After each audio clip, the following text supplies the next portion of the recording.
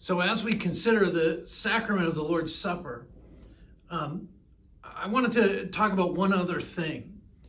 So churches have been participating in communion virtually or not participating virtually. And we've decided that we feel like it's best to not participate virtually. And so we talked about that in the last couple of videos. But in this one, I want to talk about one other thing.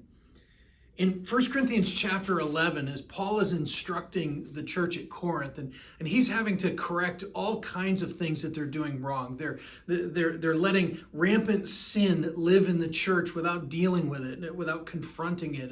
And so Paul judges the man and kicks him out of the church. He says, remove the person from you. They're suing one another because of disagreements within the church. And there's all kinds of things that are going wrongly. There's sexual sin, there's financial sin, there's just sin running in the church. And then when it comes to the Lord's Supper, he needs to correct them again.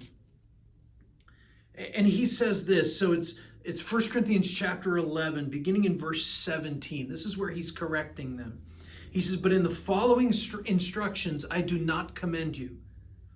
Because when you come together, it is not for the better, but for the worse.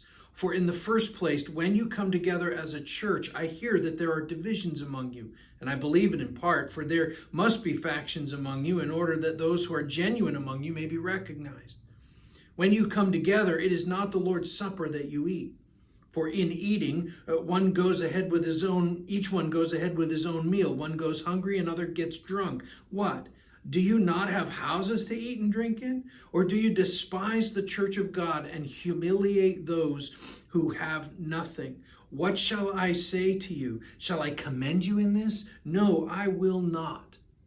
Now, I want to stop there because he begins in verse 23 and instructs them. This is the instruction that we read nearly every time we participate in communion.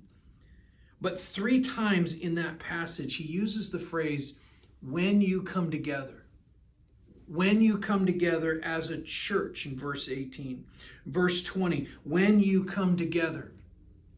Now, I realize that he's speaking of it in negatively. He's correcting them, telling them what they're doing wrong.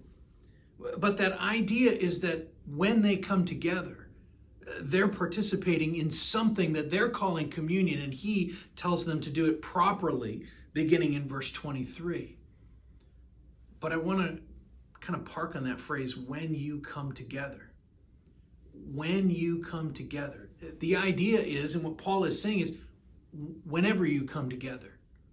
Now, in other places in 1 Corinthians and in 2 Corinthians and also in the book of Revelation, they come together on the first day of the week. They come together on the Lord's day. So here's the point that I'm trying to make.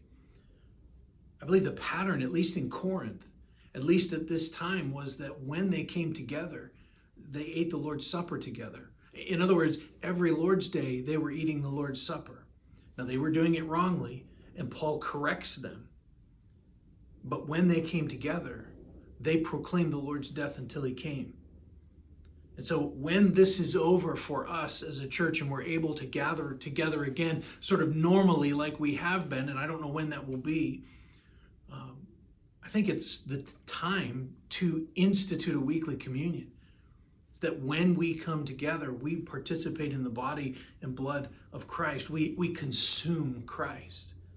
That we are able to proclaim his death in a visible, tangible, real way when we come together.